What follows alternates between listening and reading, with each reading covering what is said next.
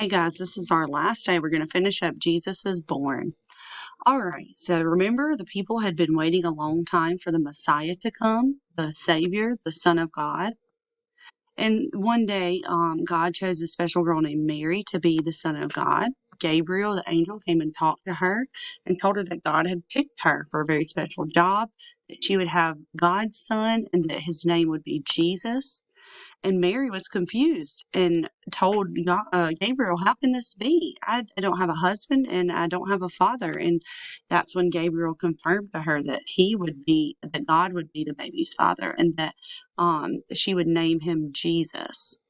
Mary was supposed to be marrying a man named Joseph, and now she was worried about what he might think. But remember, the angel Gabriel visited Joseph in a dream and explained it to him and told him that Mary was carrying the Messiah.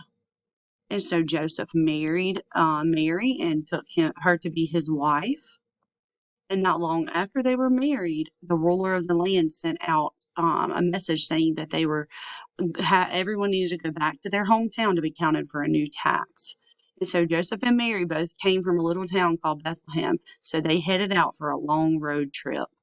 When they got back to Bethlehem, or when they arrived in Bethlehem, they could not find a place to stay. They had finally made it to their hometown, but there was no room for them. They tried to find an inn, but there was no room in the inn. They were all full. The only place that they could find to sleep was a stable. Was not ideal for somebody who was about to have a baby, but because this was a dirty place where animals were kept.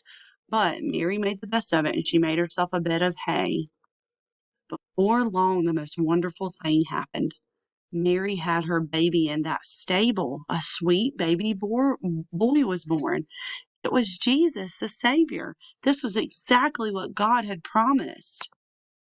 And this is why we celebrate Christmas. It is the day that we celebrate Jesus' birth.